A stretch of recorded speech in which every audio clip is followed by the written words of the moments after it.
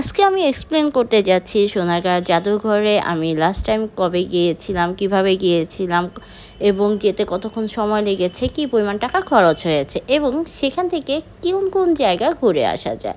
তো hello friends, আসসালামু আলাইকুম, welcome to my new blog. আপনারা যারা একদিনের জন্য গ্রামীণ কোনো পরিবেশে ঘুরে আসতে যাচ্ছেন তারা চাইলে চলে যেতে পারেন সোনারগাঁতে। আর ছোট বাচ্চারা যারা আছে তাদেরকে নিয়েও আপনারা এই সুন্দর জায়গাতে ঘুরে আসতে পারেন। সেখানে কিন্তু হচ্ছে একটা লাইব্রেরি রয়েছে, কিন্তু লাইব্রেরিটা শুক্রবার দিন বন্ধ থাকে, অন্য অন্য দিন খোলা থাকে। সোনারগাঁ আগের চেয়ে অনেক উন্নত করা হয়েছে। আর আমি যখন গিয়েছিলাম তখন হলো মেলা চলছিল, সেই জায়গাতে অনেক কিছু নতুন দেখতে পেয়েছিলাম। আর এই যে হচ্ছে লাইব্রেরিটা, এখানে হচ্ছে সম্পূর্ণ ডিটেলস দেওয়া আছে, কোথায় কি কি রয়েছে সব কিছু এইখানে পেয়ে যাবেন। যেহেতু আমরা ফ্রাইডেতে গিয়েছিলাম তাই লাইব্রেরির ভিতরে আর প্রবেশ না করে চারিদিক ঘোরার জন্য বের হয়ে গেলাম। আর এত সুন্দর করে সাজানো হয়েছে, কারণ তখন মেলা চলছিল, বৈশাখী মেলা উপলক্ষে 15 দিন ব্যাপী এখানে মেলা চলছিল। আর সেই উপলক্ষে এই জায়গাটা সাজানো হয়েছে। এখানে ছবি তোলার জন্য কিন্তু বেস্ট একটি জায়গা। আর এখানে এটা দেখে তো মনে হয়েছিল যে আমি কক্সবাজার চলে এসেছি। কক্সবাজার গেলে কিন্তু এই জিনিসটা দেখা যায়, আপনারা হয়তো বা অনেকেই দেখেছেন যারা কক্সবাজার গিয়েছেন। আর এই দেখুন, সোনারগাঁ কিন্তু বিখ্যাত এই জামদানি শাড়ির জন্য। আপনি প্রবেশের পথেই পেয়ে যাবেন এই জামদানি শাড়ির কারুশিল্পটা। এইখানে পালকি রয়েছে যেগুলো অনেক বছর আগের সিন্দুক রয়েছে এবং বিভিন্ন স্থান থেকে অনেক কিছু উদ্ধার করে এই সোনারগাঁ জাদুঘরে রাখা হয়েছে। এই দেখুন, এখানে হচ্ছে কাঠের তৈরি বিভিন্ন ধরনের জিনিসপত্র। এটা কুমিল্লা থেকে হলো এখানে রাখা হয়েছে। আরেকটা রয়েছিল ফরিদপুর থেকে আনা হয়েছে, দুইটা ছিল, এটা হচ্ছে ফরিদপুর থেকে আনা হয়েছে, আর একটা ছিল যেটা কুমিল্লা থেকে আনা হয়েছে।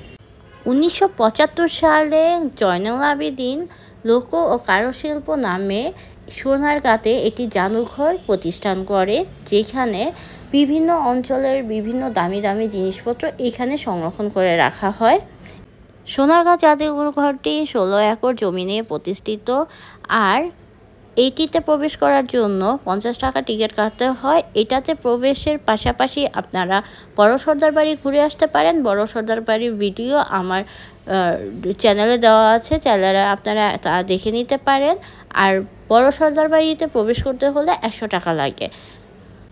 এইখানে প্রবেশের পরেই হাতের বাঁ দিকে দেখতে পারবেন এই সুন্দর বড় সর্দার বাড়িটি। এই যে তার গেটটা দেখেই বোঝা যাচ্ছে কত পুরনো এবং কত সূক্ষ্মভাবে এটি প্রতিষ্ঠা করা হয়েছে। এটাতে ঢুকতে হলে ওই যে 100 টাকা দিতে হবে। তারপরে সামনে এগোলেই হচ্ছে আপনারা এই জাদুঘরটি দেখতে পারবেন। সেখানে হচ্ছে বিভিন্ন ধরনের প্রাচীন জিনিসপত্র, প্রায় 4,500 বেশি জিনিস এখানে পেয়ে যাবেন। এখানে কাঠের তৈরি জিনিসপত্র, হাতে তৈরি জিনিসপত্র, দৈনন্দিন জীবনে যেগুলো ব্যবহৃত হয় সেই জিনিসপত্র, তাঁত শিল্প, তামা শিল্প, অনেক কিছু এখানে দেখতে পারবেন। এইখানে গেলে আপনারা দেখতে পারবেন বিভিন্ন ধরনের নৌকা। আমরা তো শুধু পালতোলা নৌকার কথাই জানি, কিন্তু বিভিন্ন ধরনের নৌকা রয়েছে এবং তাদের সুন্দর সুন্দর নাম রয়েছে, যেমন গয়নার নৌকা, ময়ূরপঙ্খী নৌকা, আরও অনেক কিছু যা আপনারা এই জায়গাটাতে গেলে দেখতে পারবেন। প্রাচীনকাল থেকে ব্যবসা বাণিজ্যের জন্য নৌকা জিনিসটা খুবই ইম্পর্ট্যান্ট ছিল। কাঠের তৈরি নৌকাগুলো খুবই ভালো ছিল। এবং এখানে গেলে আপনারা আরেকটা জিনিস দেখতে পারবেন, সেগুলো হলো বিভিন্ন দরজার যে নকশা এবং নকশার মাঝে বিভিন্ন ধরনের মূর্তি রয়েছে। এই যে দেখুন, এই নৌকাটা অনেক প্রাচীন একটি নৌকা, ওইখানে নামও খোদাই করা ছিল। এখানে বিভিন্ন ধরনের রেহাল ছিল, তারপর কোরআন শরীফ রাখার বক্স ছিল, অনেক কিছু ছিল এটাতে। এখানে তামার তৈরি অনেক জিনিস রয়েছে। আর এই যে হাতলগুলি দেখতে পারতেছেন, এগুলো সব কাঠের তৈরি। আর এগুলো কুমিল্লা থেকে সংগ্রহ করা হয়েছে, কিছু ময়মনসিংহ থেকে সংগ্রহ করা রয়েছে। তারপরে পান কাটার জন্য যে জাতাটা ইউজ করা হয়, পান না সরি সুপারি কাটার জন্য যেটা ইউজ করা হয় সেটাও এখানে আমরা দেখতে পেয়েছিলাম। কিছুটা সামনে আগানোর পরে দেখতে পেলাম এই যে গ্রামীণ একটা পরিবেশ পুরো হচ্ছে তারা ফুটিয়ে তুলেছে। এখানে বিভিন্ন অঙ্গভঙ্গি দিয়ে বোঝানো হয়েছে গ্রামীণ পরিবেশের জীবনচক্র। তারপর হাতি, ঘোড়া, বিভিন্ন ধরনের মূর্তি, তখন যে ধরনের মূর্তি পূজা করা হতো, বিভিন্ন ধরনের ঘর, প্রদীপের ঘর, এগুলো অনেক কিছু রয়েছে। সোনারগড় জাদুঘরে যাবেন আপনারা হচ্ছে গুলিস্তান থেকে স্বদেশ গাড়ি দিয়ে যেটা গাড়ি ভাড়া ছিল ৬০ টাকা করে জনপ্রতি। তারপর মোগরাপাড়াতে নামবেন, সেইখান থেকে হচ্ছে একটা অটো নিয়ে ২০ টাকা বা ১০ টাকার মাঝে জনপ্রতি ১০ টাকা বা ২০ টাকা করে চলে যেতে পারেন এই সোনারগাঁ জাদুঘরে। আর এটা হচ্ছে বৃহস্পতিবার দিন বন্ধ থাকে।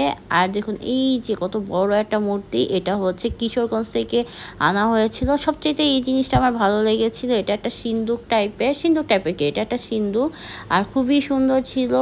আর অনেকগুলো ঘর ছিল এটার ভিতরে, অনেক কারুকাজ করা ছিল, কাঠের এটা ছিল। আর এটা হচ্ছে একটা দোলনার যে সাইডে থাকে সেটা, মানে দোলনাই বলতে পারেন, এটার অর্ধেকাংশ এখানে ছিল। আবার বিভিন্ন ধরনের জিনিস, ফল, সেগুলো হচ্ছে কাঠ দিয়ে তৈরি করে এখানে সাজিয়ে রাখা হয়েছিল। আর এখানে দেখতে পারতেছেন বিভিন্ন ধরনের জুতো। আগের দিনে খড়ম ইউজ করা হতো, মানে জুতাটাকে তারা খড়ম বলা হতো। তারপর হচ্ছে টুপি, বাঁশি, আরও অনেক কিছু, এবং সুন্দর সুন্দর কিউট খড়ম হলো ছোট করে ছিল। গয়নার বাক্স ছিল, এখানে বিভিন্ন ডিজাইনের শাড়ি ছিল, এই যে নকশি কাঁথা যে শাড়ি রয়েছে সেগুলো ছিল, জামদানি শাড়িরও ছিল, বিভিন্ন ধরনের ডিজাইন ছিল এখানে। সোনারগাঁ বিখ্যাতই হচ্ছে জামদানি শাড়ির জন্য। আর এখানে একটা স্যাম্পল ছিল, আপনারা চাইলে সেখানে গিয়ে কিনে নিয়ে আসতে পারেন হলো জামদানি শাড়িগুলো। আর ঢাকার চাইতে বা অন্য দোকানগুলোর চাইতে এখানের দাম অনেক কম। এখানে মাটি দিয়ে যে অনেক জিনিসপত্র তৈরি করা হয়েছে, মাটির যে কারুকাজগুলো রয়েছে সেগুলো এখানে তুলে ধরা হয়েছে।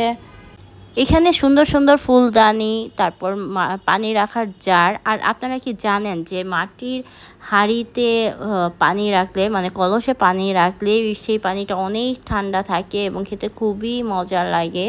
আর ওই যে প্রথমে দেখিয়েছিলাম যে তারা ফুটিয়ে তুলেছে গ্রামীণ যে পরিবেশটা, সেটা এখানে হচ্ছে তাঁতি কাজ করতেছে, তাঁত বুনতেছে, জামদানি শাড়ি তৈরি করতেছে, কেউ চরকি ঘোরাচ্ছে, কেউ হচ্ছে মাটির জিনিসপত্র বানাচ্ছে। এইটা দেখে খুবই ভালো লেগেছে। তারপরে আমরা চলে গেলাম আর একটু সামনের দিকে। আর এই বিল্ডিংটা হচ্ছে ৩ তলা বিশিষ্ট। এখানে সুন্দর করে মানচিত্র এঁকে রেখেছে, এ দেখুন খুবই রঙিন একটা মানচিত্র, খুবই সুন্দর লাগতেছিল দেখতে। এই জাদুঘরটি ৩ তলা বিশিষ্ট। এখানে হচ্ছে এই সোনারগাঁর যে ঐতিহ্যবাহী জিনিসপত্র রয়েছে সেগুলো দেখতে পারবেন। আর জাদুঘরে এসি লাগানো আছে, সো আপনার ঘুরতে কোনো কষ্ট লাগবে না, অনেক ভালো লাগবে আশা করি। পালকি আমার বরাবরই অনেক পছন্দের। এই দেখুন সুন্দর একটা পালকি দেখা যাচ্ছে। আর এইখানে তো মাটির যে জিনিসপত্র রয়েছে সেগুলো নিচেও দেখে আসছে। এখানে শাখা, বিভিন্ন রকমের, তারপরে গলার হার, এগুলি হাতের দাঁতের অলংকার, এগুলি ২০ শতাব্দীতে চট্টগ্রাম থেকে মানে সংরক্ষণ করা হয়েছে।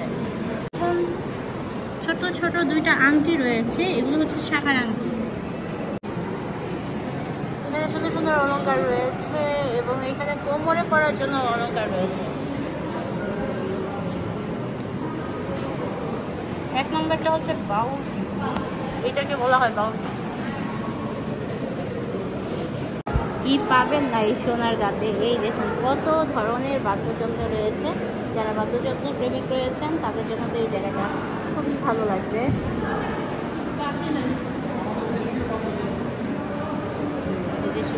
কিন্তু এখানে হচ্ছে বাঁশিটা বলে নেই।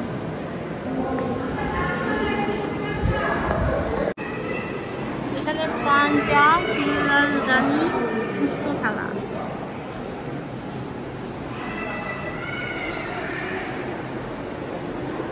করার জন্য তাদের রান্দা ঢালা যেগুলো রয়েছে, আর এগুলো ময়মনসিংহ থেকে সংগ্রহ করা হয়েছে।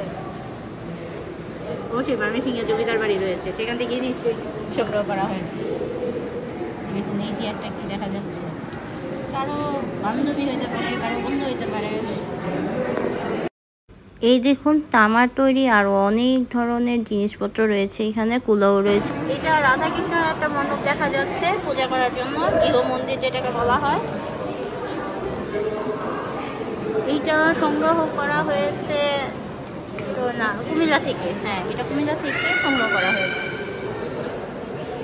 সোনারগাঁ জাদুঘরে প্রবেশের ক্ষেত্রে এই সুন্দর ছোট কুঁড়ে ঘরটি পেয়ে যাবেন, যেখানে অনেকগুলো হারিকেন রয়েছে। আর এই যে হচ্ছে সোনারগাঁ জাদুঘর, এটার ভিতরেই হচ্ছে সব জিনিসগুলো দেখতে পারবেন। পাশাপাশি 2টি বিল্ডিং রয়েছে। আর এইটা হলো বৃহস্পতিবার দিন বন্ধ থাকে, আগেই বলে দিয়েছি। একদিনের একটা ট্যুরের জন্য বেস্ট একটি জায়গা। ভিডিওটি ভালো লাগলে লাইক, কমেন্টস এবং শেয়ার করবেন। আপনাদের কমেন্টসগুলো পড়তে আমার খুবই ভালো লাগে। আল্লাহ হাফেজ।